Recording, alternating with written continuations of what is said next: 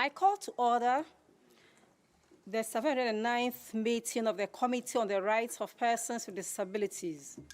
The committee will now proceed with Agenda Item 9 and hold a follow-up dialogue on the inquiry report of Spain.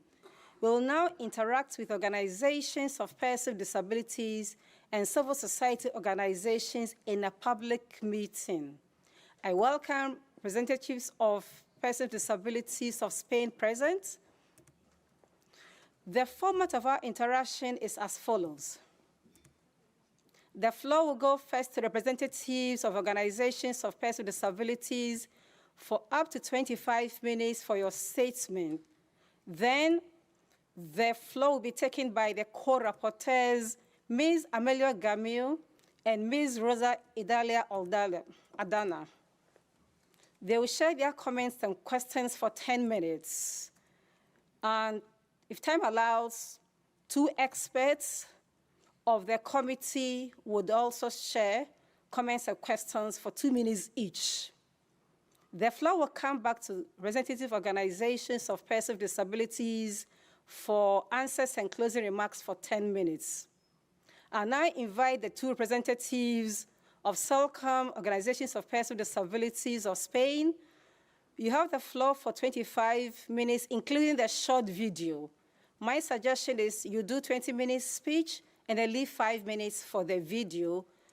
That will be represented by Angela from the Secretariat in a reading. Please, you have the floor.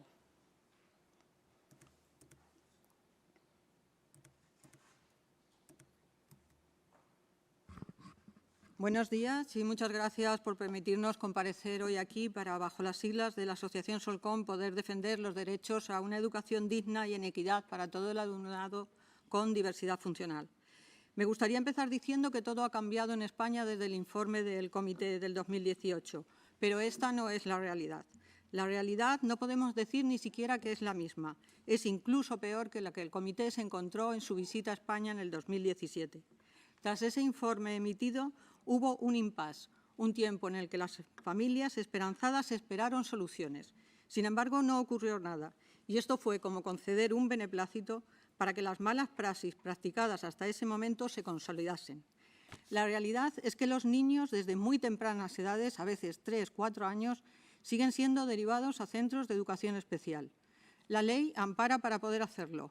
En vez de poner el foco en todo el entorno que dificulta el aprendizaje, la presencia y la participación de este alumnado, el sistema ya decide, como si de una bola de cristal de un mago se tratase, que el alumno no es adecuado para beneficiarse de la escuela. Este es el argumento textual y se hace ver que la decisión de esta exclusión recae en el alumno, no en la falta de oportunidades que la escuela es incapaz de ofrecer. Los alumnos cuyos padres deciden luchar sobreviven a duras penas en el sistema. Estamos hablando de las primeras etapas de los niños, cuando los niños actúan como una esponja, cuando mimetizan y comprenden absolutamente todo. Si a los niños, cuando son tan pequeños, les enseñamos que al que es diferente hay que separarlo, estamos generando nuevas generaciones que evidentemente crecerán con la discriminación inoculada. Los entornos de la escuela son hostiles, agresivos. Los alumnos que consiguen continuar en la ordinaria sufren todo tipo de acosos, discriminaciones, abandono y rechazo. No se activan protocolos para defender y proteger a este alumnado. Muchas veces, sin embargo, se activan en su contra. Ni la dirección de los centros ni los equipos directivos se implican en la educación de este alumnado. Cuando algún profesional, que los hay y no podemos obviarlo, se implica con estos niños, los muchachos avanzan. Pero no podemos dejar que la educación dependa de la voluntad de un profesor, ni de tener la suerte de encontrar ese profesor. La educación no es una lotería que te toca o no te toca. Siguen existiendo las aulas estables, aulas TEA, aulas específicas, me da igual el nombre. Son guetos, antesalas de la exclusión, donde a los alumnos se les aparta de su grupo de referencia, desconectándolos en la totalidad. En todas las leyes y normativas existe una cláusula que permite los apoyos fuera del aula. En casos excepcionales, dice con comillas, y esta excepcionalidad se convierte en la práctica habitual y los alumnos se les mantiene fuera de su entorno, de su aula de referencia, lejos del currículum que no pueden compartir con el resto de alumnados. Sin embargo, y como dato curioso, este alumnado es considerado en las estadísticas como alumnos en inclusión. Estar el 90%.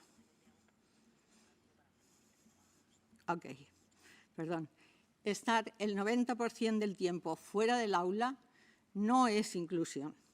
Los ajustes razonables se consiguen tras un ilegal informe psicopedagógico, en el que en muchos casos se obliga al profesional a aportar los datos clínicos del alumno, porque si no, se niegan los recursos. Estos datos clínicos deberían estar especialmente protegidos, porque pertenecen a un menor y, en muchos casos, a un diagnóstico. Sin embargo, constituyen la base para que la Administración ponga una etiqueta a ese alumnado. Los recursos se siguen poniendo en los centros, por eso se utilizan estos diagnósticos. No se ponen como debería ser al alumno. Debe desaparecer este tipo de informes que condicionan después los dictámenes de escolarización. Otro tema importante, las adaptaciones curriculares, que suponen la base, en muchos casos, de los ajustes.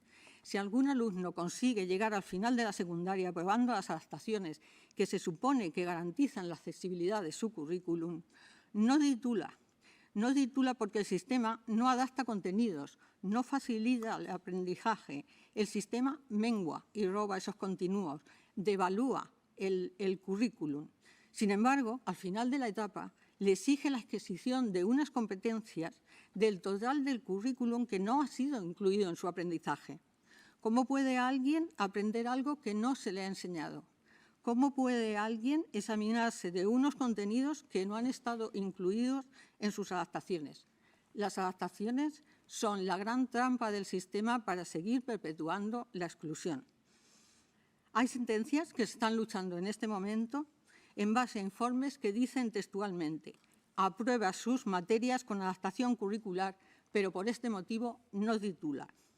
Si el alumno ha luchado desde la infancia contra dictámenes segregadores, si ha soportado incorrectas adaptaciones, si ha sufrido rechazo y desamparo y al final tampoco consigue titular y continuar con alguna formación que le posibilite un lugar en la sociedad, solamente estamos lanzando a alumnos a la invisibilidad más absoluta. Otra de las cuestiones pendientes es la accesibilidad. 13 años han pasado desde el Real Decreto que establecía los requisitos mínimos de accesibilidad en los centros. Es cierto que hay algún avance en accesibilidad física y arquitectónica, pero no los hay en accesibilidad cognitiva, sensorial ni digital. No se ha avanzado.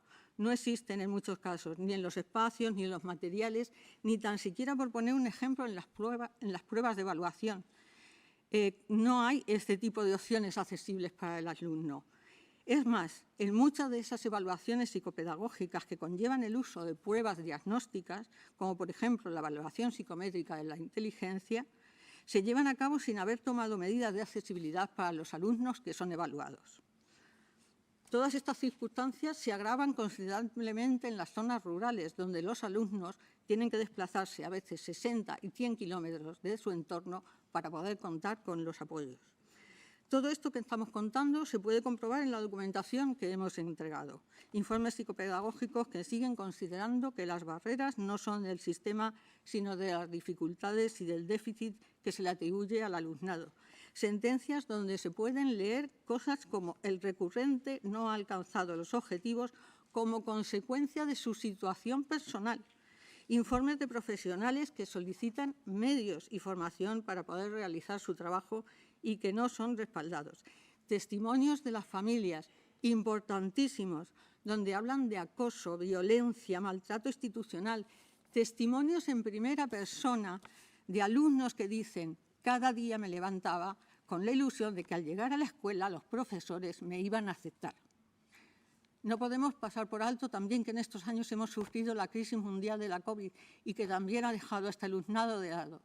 La escuela hizo un esfuerzo titánico, pero solamente para los alumnos normalizados, por así decirlo. Los alumnos con diversidad funcional fueron abandonados.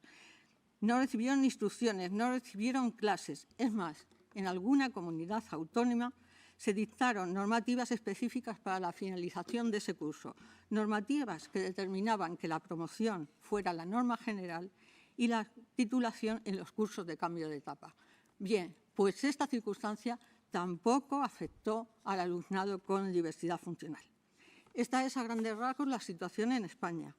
Un gobierno y una clase política que no apuesta por la inclusión, unas inspecciones educativas que justifican determinadas prácticas exclusoras, familias desinformadas, desatendidas, desamparadas y, en muchos casos, acusadas de abandono cuando intentan proteger a sus hijos. Muchos alumnos que se están quedando por el camino, maltratados por el sistema, juzgados en todo momento y examinados por lupa por un sistema y una sociedad que prefiere mirar para otro lado y no buscar mecanismos de defensa, de protección y, sobre todo, de inclusión. Y todo esto se hace la mayoría de las veces por el bien superior del menor, que curiosamente siempre coincide con lo que dice la Administración. El bien superior del menor nunca es lo que piden los padres ni tan siquiera lo que pide el alumno, sino lo que determina y establece la Administración. Seguiría hablando horas y la realidad superaría siempre mis palabras. Termino diciendo que el Estado no ha cumplido absolutamente con nada de lo solicitado por el Comité. La desprotección del alumnado con diversidad es total. La exclusión es manifiesta y deliberada y el compromiso de un cambio solo está en el papel. No existen medidas políticas que garanticen este cambio ni se ha contemplado en presupuesto. No podemos ni debemos permitir el maltrato institucional que están sufriendo este alumnado y sus familias. No podemos ni debemos permitir un solo alumno más que sea discriminado y segregado por su diversidad funcional. Un alumno segregado desde la escuela es un adulto en riesgo de exclusión social. Muchas gracias.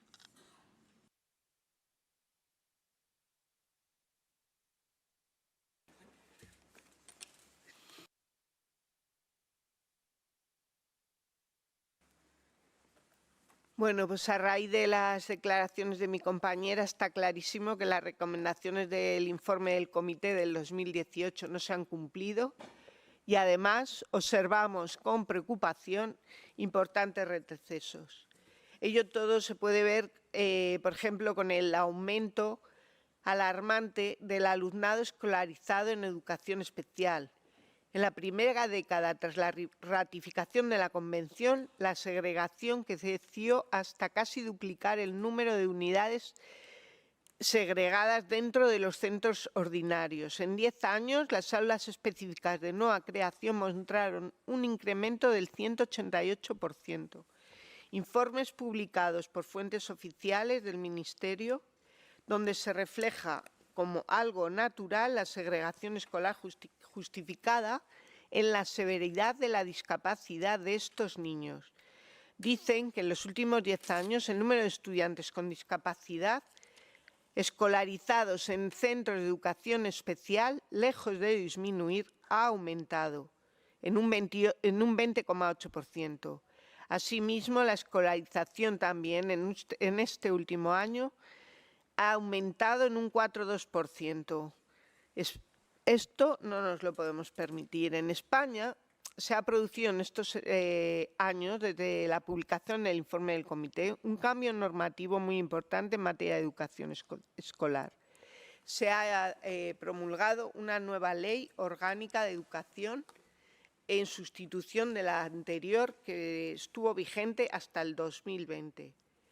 En su preámbulo, esta ley establece una serie de principios intentando dar una transformación al sistema educativo español. Sin embargo, se ha visto que ha mantenido y no ha derogado el artículo 74.1, donde dice que la escolarización de este alumnado en unidades o en centros de educación especial solo se llevará a cabo cuando sus necesidades no puedan ser atendidas en centros ordinarios. Es decir, no se ha eliminado la excepción de la educación especial y tampoco el dictamen de escolarización, que determina la segregación educativa sin que los alumnos con discapacidad puedan opinar al respecto e incluso muchas veces en contra de su voluntad y la de sus padres. La Ley de Educación debería de haber establecido de una forma mucho más contundente y más rotunda una cláusula explícita contra el rechazo, en la que se prohíba la denegación de la admisión de este tipo de alumnado y se garantice la continuidad de la educación. A ver, estos avances, supuestos avances, también se ven reflejados en la disposición adicional cuarta de esta ley, donde dice que se desarrollará un plan en 10 años, donde los centros ordinarios cuenten con los recursos para poder dar atención a este alumnado con discapacidad. Sin embargo, se continuará prestando el apoyo a los centros de educación especial, con el objetivo de que estos se desempeñen una función de centros de referencia y apoyo.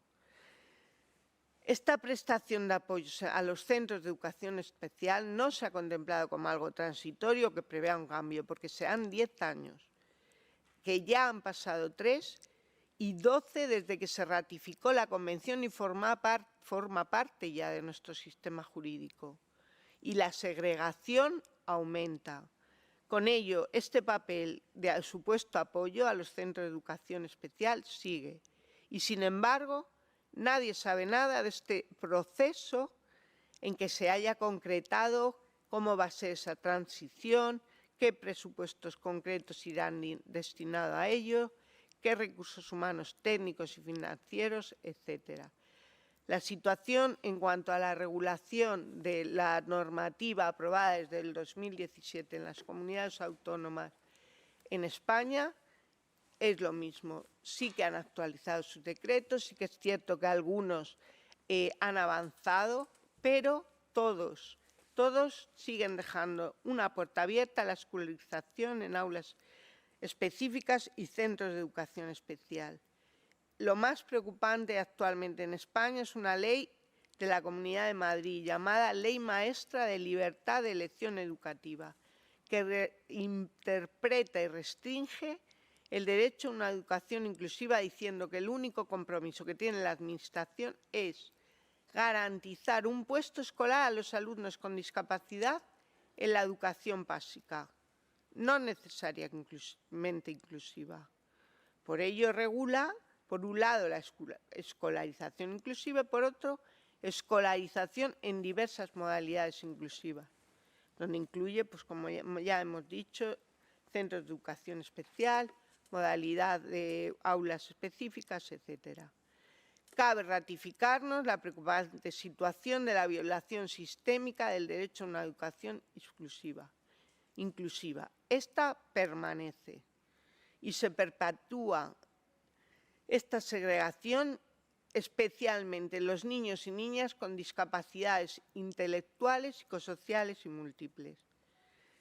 Además, se confunde al niño, quién es el titular del sujeto de la educación inclusiva, que es el niño por encima de todo, él es el titular del derecho. Sin embargo, últimamente, también con mucha preocupación, hemos visto cómo asociaciones, plataformas, congresos nacionales, etcétera, defendiendo el derecho de los padres a la educación especial. Se han abierto nuevos centros de educación especial, todo últimamente bajo el título inclusivo. Formaciones políticas que hacen eco de que cuando lleguen al gobierno van a cambiar la ley de educación, reforzando la educación inclusiva. Partidos políticos que han interpuesto recursos de inconstitucionalidad contra la ley actual. Estas leyes, estos recursos han sido derogados, pero con preocupantes contestaciones del Tribunal Constitucional diciendo que estos recursos se desestiman porque los padres siguen pudiendo elegir las dos modalidades de educación inclusiva o educación en centros o en centros especiales. Es decir, vuelve a consagrar la dualidad de la educación. Y lo que es más grave, esta sentencia vuelve a hablar de principios, no de que la educación sea un derecho fundamental. Existen numerosas sentencias, como la del Tribunal Supremo, donde un alumno aprueba sus materias conforme a su adaptación curricular significativa, pero que sin embargo por este motivo no titula. Pero la más grave de esta sentencia es que de nuevo vuelve a considerar el derecho fundamental a la inclusión educativa como un principio. Hay otras sentencias también muy significativas, como la del Tribunal Superior de Justicia de Castilla y León, donde dice que se ha vulnerado el derecho constitucional. Please, you have 2 minutes more. Thank you. Ok. 2 minutos. Bueno, hay numerosas sentencias donde se ve que tanto la ley como la práctica, como los propios organismos judiciales, van en contra de la educación inclusiva. No nos podemos permitir que estos organismos judiciales sigan sin tener en cuenta las interpretaciones que hace el comité y odien lo que dice la Convención de Derechos Unidos. Tengo una serie de peticiones al comité. No sé si da tiempo ahora o las dejo para el final. Pero bueno, voy a decir alguna. Es urgente que se regule el valor vinculante de los dictámenes del comité. Es urgente que se adapte la normativa y el sistema educativo a la Convención, que se elimine el artículo 74 y el 18 de determinadas leyes, que se eliminen los dictámenes de escolarización, que se eliminen las modalidades de escolarización excluyente y que el plan que se dice de 10 años comience en un proceso de adecuación de políticas, culturas y prácticas que hagan efectivo por fin la educación exclusiva, que haya órganos que permitan la participación de las familias y que no se las someta a una licitación de 12 años o 13 para conseguir una sentencia favorable que además ni al final se ejecuta. Que haya una resolución efectiva por fin de las titulaciones de estos alumnos. Que se creen protocolos efectivos contra el acoso y los actos vejatorios y discriminatorios. Que, por favor, se examinen peticiones o quejas individuales por el comité, aun no habiéndose agotado los mecanismos internos. Y que, en definitiva, se mantenga abierta la investigación al Estado español, con nuevos mecanismos de presión, si ello fuera posible, y, por favor, que no pasen 10 años desde la última investigación, que estos control y estas investigaciones sean mucho más permanentes, es decir, cada año, cada 2 años. Pero que, por favor, se tenga en cuenta que se vigile más al Estado español. Muchas gracias. Thank you very much. Now we'll invite the space for the video and also call on Angela to read out the script.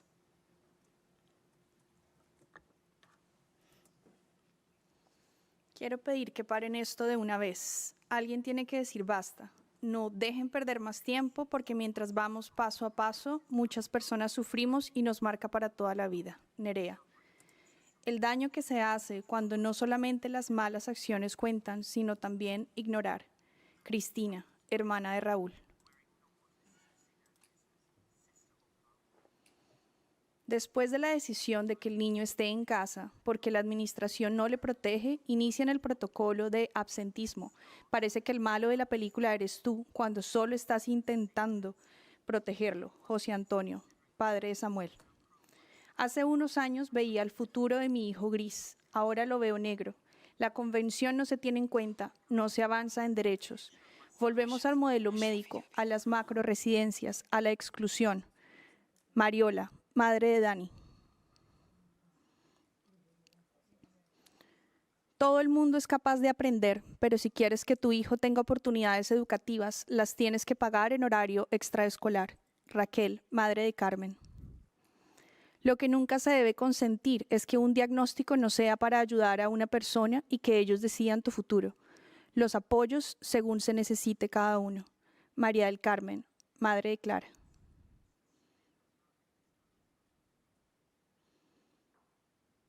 Un niño que puede hablar llega a su casa y puede decir que fulanito me ha pegado o este profesor me ha tratado mal, pero mi hermano solo podía llorar cada vez que lo llevábamos al colegio. José Manuel, hermano de Raúl.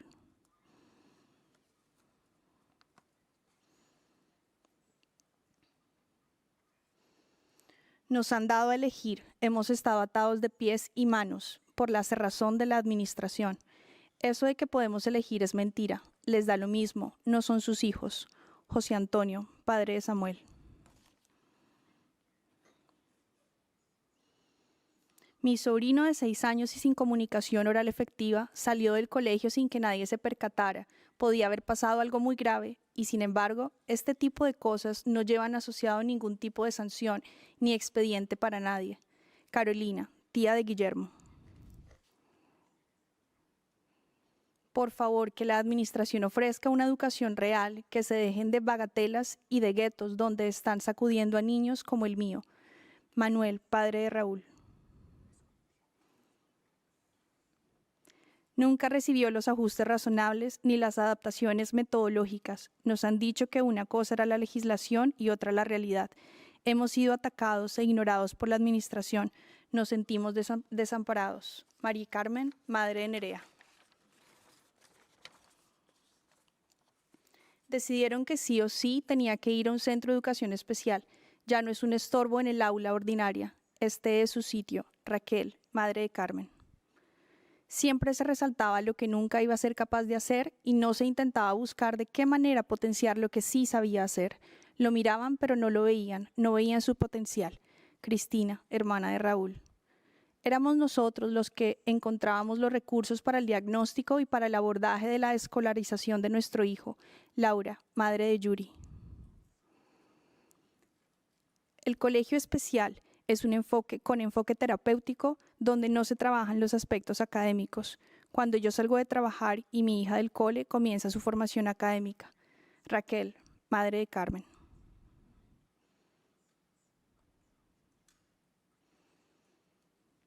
Sentimos impotencia por no luchar por nuestros derechos. ¿Hasta cuándo vamos a tolerarlo? Hay que buscar una forma para que esto se acabe. Necesitamos que el comité nos entienda, que nos eche una mano. Mari Carmen, madre de Nerea.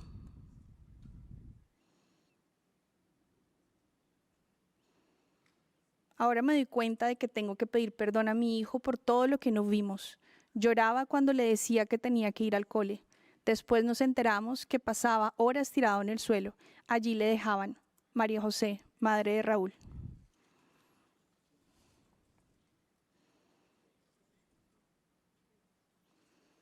Se pidió que consideraban una ratio más baja para mi hijo como aconsejaban sus informes médicos. Las palabras del inspector fueron: una cosa es la ley y otra la realidad.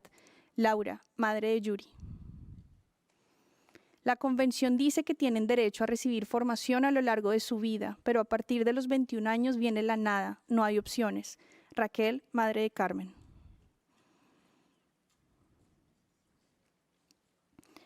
A mi hijo lo tiraron al suelo y lo esposaron. Por su falta de comunicación no podía explicarse y tampoco lo dejaron.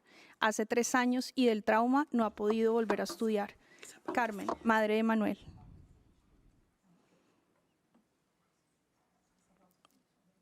Mi hijo llegó a decirle a un amigo que solo pensaba en suicidarse. Yo estaba en la habitación de al lado y lo escuché. Laura, madre de Yuri.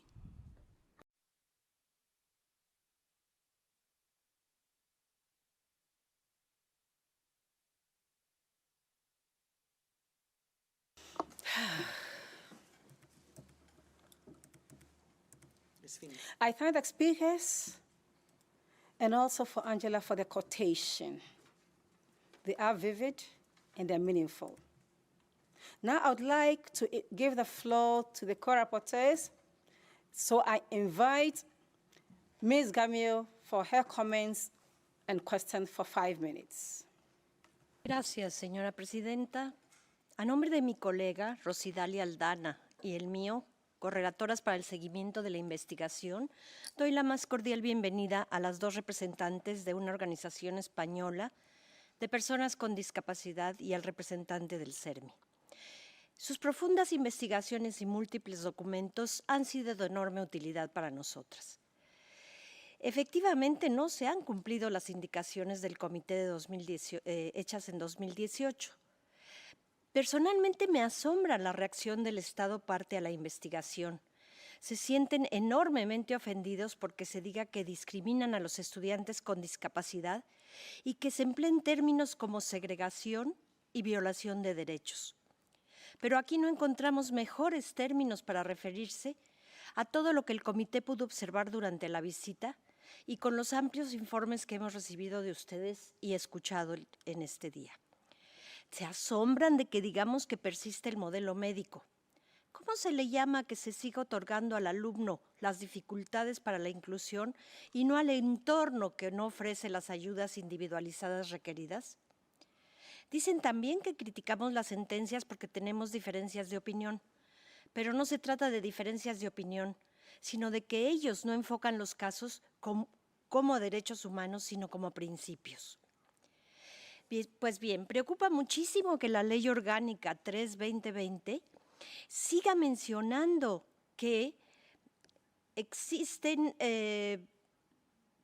todavía centros de educación especial, que los alumnos podrán preferentemente ir a escuelas de educación regular, pero que esos centros seguirán recibiendo financiamiento y no se habla de temporalidad para a eso que se refieren.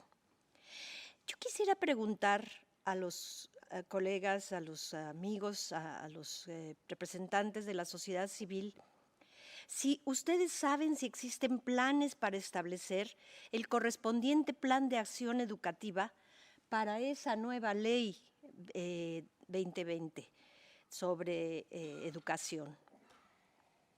Si existe ya algo para atacar esa profunda ideologización del tema, en partidos políticos y legisladores. Es decir, hay acciones y posicionamientos de la sociedad civil en contra de la educación regular. Eso es muy, pero muy preocupante. ¿Qué está haciendo esta organización de personas con discapacidad para sensibilizar a esa sociedad civil que sigue apostando por la educación especial y que se alían, por decirlo de alguna manera, con partidos políticos y legisladores para sostener esta idea?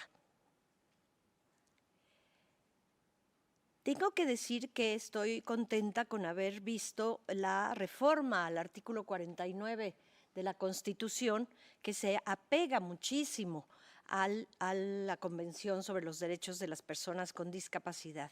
Cambia su lenguaje, cambia su enfoque, habla de muchas cosas de la Convención. Pero mi pregunta es, ¿cómo se reflejará esto en el plan educativo? ¿Qué beneficios traerá esta importante y correcta modificación de la Ley 49, del artículo 49 de la Constitución hacia la educación? Entonces, con esto termino y me gustaría dar la palabra a algunos de los colegas si quieren hacer preguntas. Si Rosaldana quiere hacer algún comentario ahora, pero ya nos habíamos puesto para que ella lo hablara después, pero si quiere hablar, por supuesto.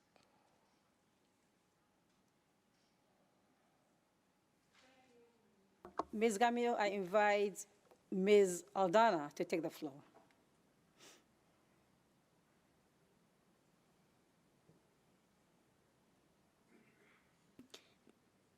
Muchas gracias, señora presidenta, y me complace el haber leído unos informes pero tan completos y con mucho detalle en cuanto a datos. Agradezco mucho eso a las organizaciones de sociedad civil que aportaron para esta investigación. Igual que mi colega, me inquietan algunos temas, como por ejemplo, ¿qué fin tienen entonces los estudiantes porque se ven afectados por la no titulación? Contarán ustedes con algunos datos de números, ¿no? De cuántos estudiantes realmente con discapacidad entonces logran llegar a la educación superior, a la universidad, si está esa limitante que lo mencionaron hoy 3 veces en cuanto a que no titulan por las adecuaciones o por cualquier otro tipo de apoyo que reciban durante su educación. Otra cuestión importante, la que me llama la atención, es como en el artículo 27 de la Constitución española, es muy específica en que los padres son los que deciden sobre el tema de la educación de sus hijos. Mi pregunta va en función de incluso los testimonios y todo lo que ustedes presentaron. Fueron muy claros los padres de familia al decir, al final no estamos decidiendo nada, o sea, no están ejerciendo también ese derecho como padres que establece ese artículo de la Constitución. ¿Hay alguna intención por parte de sociedad civil, por algún movimiento o incluso algún legislador por modificar entonces este artículo de la Constitución? Porque pues en la realidad no se está aplicando. Y si podrían ampliarnos esta parte en donde también las administraciones prevén, o sea, se previó la posibilidad, eso está en el artículo 75, de acuerdo a la modificación que se hizo, si prevé la posibilidad de que las administraciones educativas también puedan incorporar oferta de lengua de señas española en los centros.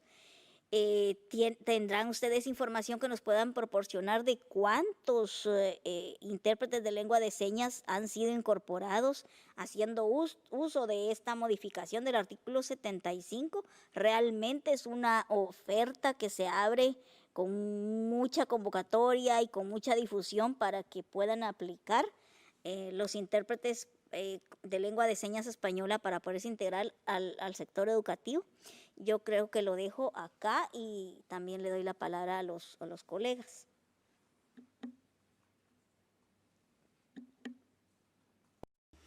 Thank you, Ms. Aldana.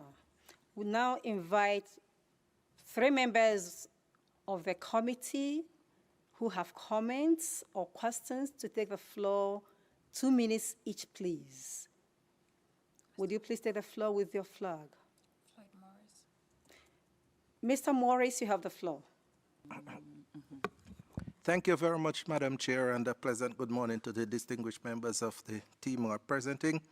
And I just want to find out, because in the presentation I heard mention of a 180% increase turnaround in terms of special education institutions, and that in the first 10 years of the convention, Spain was on a positive trajectory in terms of the implementation of inclusive education.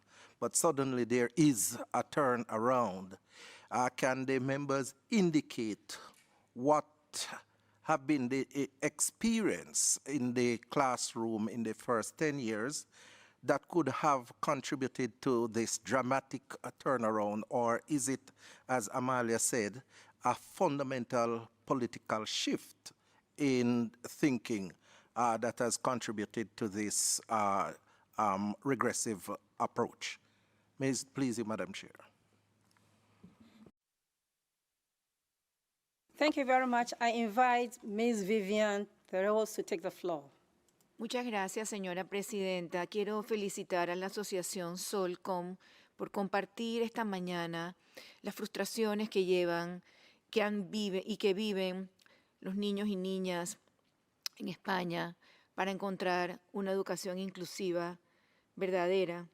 Nos llama poderosamente la atención, como comenta nuestro colega Floyd Morris, porque España siempre se vio como uno de los estados parte a los cuales aspirábamos siempre a llegar.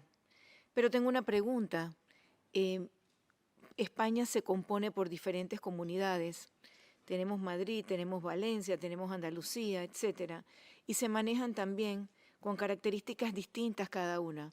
Mi pregunta es, ¿hay dentro de estas distintas comunidades o Generalitat, como le llaman allá, alguna en donde se haga la diferencia, en donde las cosas se estén haciendo bien, en donde se pueda uno lo pueda mirar como el reflejo de nuestra verdadera convención. ¿Hay alguna de ellas de una manera rescatable para la inclusión educativa que aspira al país entero? Gracias.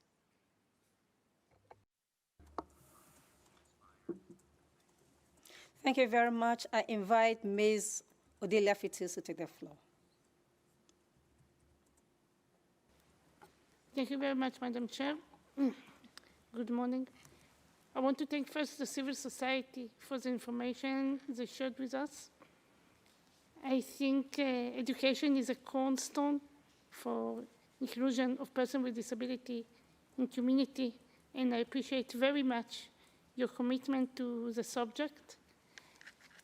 The only question that I left with all the really important and interesting information that you share with us is what happened to the student that didn't receive certificate in the end of their study. What kind of options they have when they finish the study, if they have any option. That there is informal education in Spain and how it supports those children in somehow. Thank you very much. Thank you very much. We are doing well with time, so we can give an opportunity to one person more. One expert, please, if there is anybody willing to. No one. Thank you very much. So I will now wish to give back the floor to the representatives of organizations of persons with disabilities for your answers, comments, and closing remarks. You have the floor up to 12 minutes. In case you are not able to answer all the questions, you can send written replies within 24 hours. So please, you have the floor.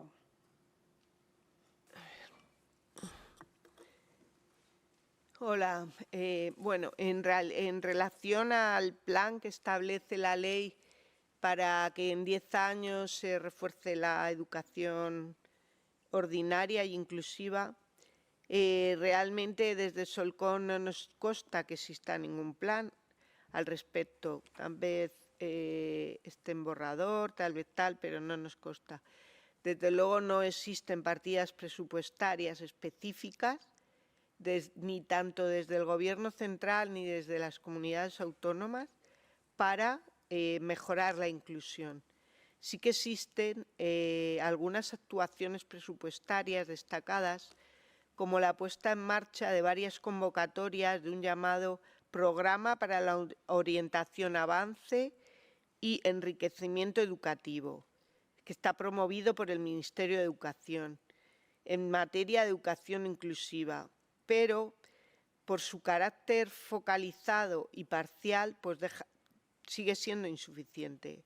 La financiación de estos programas es verdad que ha sido bastante cuantiosa, pero están focalizados en centros escolares de especial vulnerabilidad por razones sociales, pero no contempla de manera específica la realidad y las necesidades de los niños y niñas con diversidad funcional. Su mayor debilidad, además, es que no aspiran a una transformación, digamos, estructural, que es lo que se necesita, ¿no? Sino que son mejoras puntuales en algunos centros puntuales, que no deja de ser por ello meritorio, pero vamos, no es para una transformación estructural.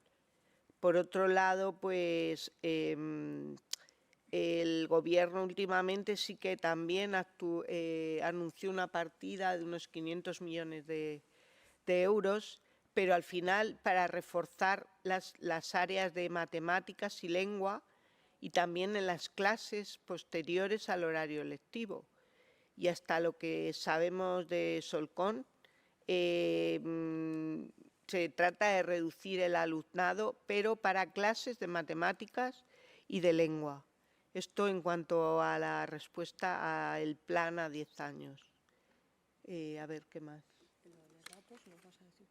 En cuanto a los datos, que nos pedían más explicaciones de qué pasó después de la convención. Vamos a ver. En la década siguiente a la aprobación de la convención, parece que sí que se comprometió el Estado español, ¿no?, a eliminar los sistemas paralelos y segregados. En el curso de 2009 y 2010 había en nuestro país 476 centros de educación especial y 993 aulas específicas en centros ordinarios. Es importante recalcar esto de las aulas específicas porque muchas veces en las estadísticas de los ministerios, aparte de la dificultad de obtener datos porque, como ya se ha dicho, España tiene delegada la competencia de la educación en las comunidades autónomas y cada comunidad autónoma regula un poco a su manera y no siempre manteniendo el espíritu de la ley del Estado. Por lo tanto, los datos aportados de cada comunidad son diferentes y es bastante complicado obtener estadísticas de todo tipo. Pero bueno, diremos que había 1.800 aulas específicas en centros ordinarios. En resumidas cuentas, en 10 años había 5 centros de educación especial menos, lo que significa una reducción de un 1%, y había 872 aulas específicas de nueva creación, lo que muestra un incremento, como he apuntado yo antes, de un 188%. Por su parte, la diferencia de porcentaje de escolarización respecto del total de los estudiantes en régimen general, no universitario, es un incremento de un 0,6%, del 0,4% en el curso del 2009 al 2010 y de un 0,46% en el curso del 2019 al 2020. Con lo cual vemos que la segregación creció en la primera década tras la ratificación de la Convención hasta duplicar el número de unidades segregadas. Y bueno, también hemos visto con los datos que yo he aportado posteriormente que esta segregación pues sigue existiendo desde el año 2024. No sé si necesitan más datos más específicos, podemos proporcionárselos a posteriori, pero vamos, creo que aquí hay un análisis bastante exhaustivo. Habla tú. Bien, vamos a contestar brevemente al tema que preguntaban sobre la no titulación. Se está dando el caso de que hay alumnos que no titulan en la escuela ordinaria y están consiguiendo titular fuera de ella. Están consiguiendo titular, por ejemplo, en centros de adultos. Es curioso porque el alumno es el mismo, las circunstancias del alumno son las mismas, simplemente está estudiando en un centro donde no se le está etiquetando. En la escuela ordinaria no han podido titular y fuera de ella, en las escuelas de alumnos se está dando, en las escuelas de adultos, perdón, se está dando el caso de que titulan. Lo más preocupante de la no titulación es que se está basando precisamente en esas adaptaciones que se suponen que son la forma de adaptar el currículum para los alumnos. Si a un alumno se le adaptan correctamente los contenidos, ese alumno podrá después responder de ese currículum. Pero si lo que se está haciendo es devaluar ese currículum, que es normalmente lo que se hace, nunca podrá responder en su totalidad del currículum y nunca podrá obtener las competencias. Por lo tanto, la no titulación es una consecuencia de esas malas adaptaciones que se están haciendo. Con respecto a lo que preguntaban de la lengua de signos, por ejemplo, no se está implementando todo este sistema de comunicación en las escuelas. Se nos están dando los casos de que últimamente hay muchos niños que utilizan intercomunicadores y en las escuelas se les está prohibiendo su uso. Las familias que están solicitando el uso de estos intercomunicadores se están poniendo en contacto con las inspecciones y en algunos casos la contestación es lo que decida el colegio y el colegio decide no utilizar intercomunicadores y el niño se queda sin poder comunicarse.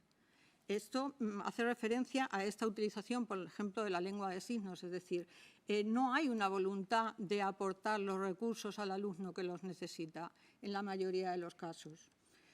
No sé si nos queda algo más que comentar. Con respecto a lo que han preguntado también de las comunidades autónomas, si existe alguna diferenciación entre comunidades en las normativas. Las normativas educativas que se están promoviendo, casi todas en los preámbulos hablan de inclusión, casi todas en su articulado hablan de necesidades educativas especiales, pero después nos encontramos con las comillas, por así decirlo, donde se permiten que los alumnos tengan los ajustes fuera del aula y cosas por el estilo. Es decir, sigue sin haber una conciencia clara de lo que es la inclusión y sigue sin haber un concepto claro de lo que es la inclusión en la escuela.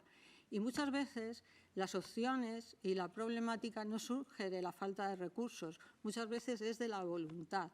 La inclusión tenemos que crearla entre todos, madurarla y construirla entre todos, entre el profesorado, entre las familias, entre los alumnos, y si no conseguimos que haya un trabajo conjunto de todos esos elementos que forman parte de la educación, no podremos nunca llegar a hablar de inclusión. Sí que es cierto que tenemos el conocimiento de que la Comunidad Autónoma de Barcelona y Valencia se han creado dentro de las consejerías direcciones generales exclusivas para la inclusión, es decir, para aumentar los niveles de inclusión en la educación. Sin embargo, por otro lado, y curiosamente, la Comunidad Autónoma de Cataluña e incluso la de Valencia se sitúan a la cabeza en las estadísticas que son las comunidades que tienen un mayor número de centros de educación especial, hasta un 20%. Entonces es contradictorio. No sé si a futuro irán mejorando con estas direcciones generales. También puede ser que sea un paso a ello. ¿Qué más preguntas teníamos?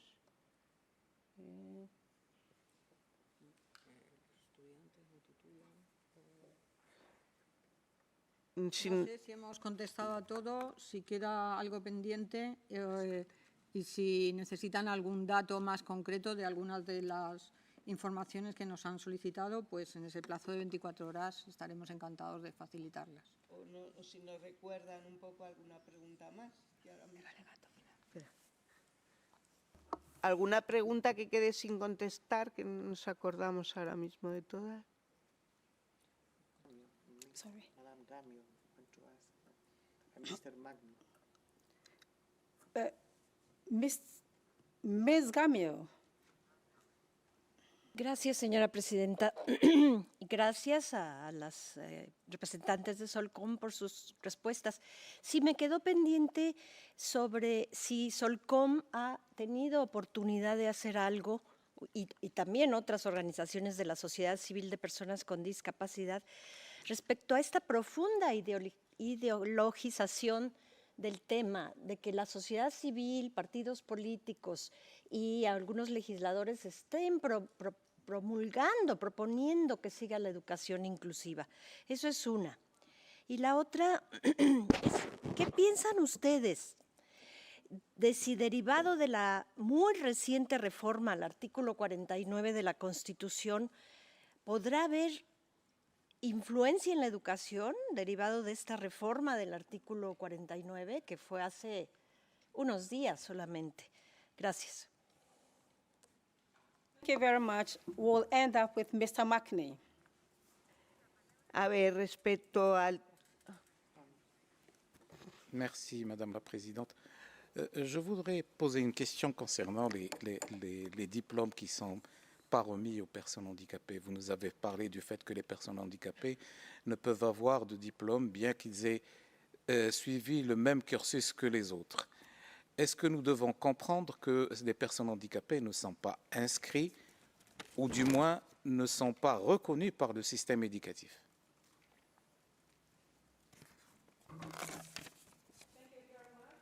I will give our distinguished representatives 3 minutes, and if it's not... Madame, there is Mr. Khan.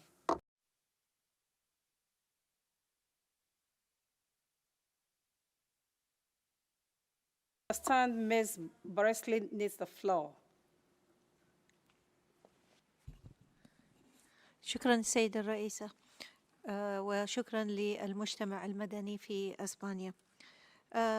بلا شك لا يختلف اثنان على أن التعليم ركيزة أساسية في حياة الأفراد بأنواع المختلفة، التعليم الأكاديمي والتعليم المهني، وبأن إسبانيا كانت متميزة في أمر التعليم.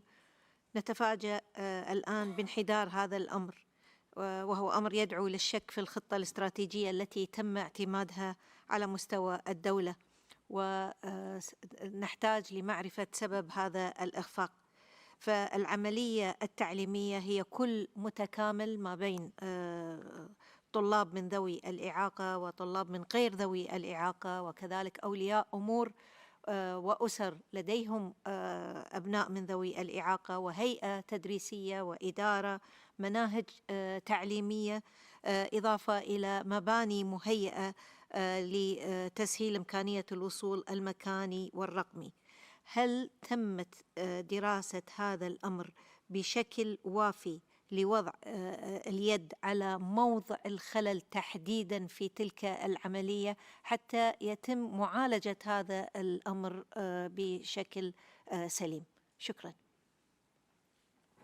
Thank you very much. So we would please encourage our representatives to send the replies by writing. And so I take this opportunity to express my gratitude to all the participants, representatives from OPDs from Spain, the rapporteurs, and experts for your active interaction. We'll break for 4 minutes, and this brings us to the end of this segment.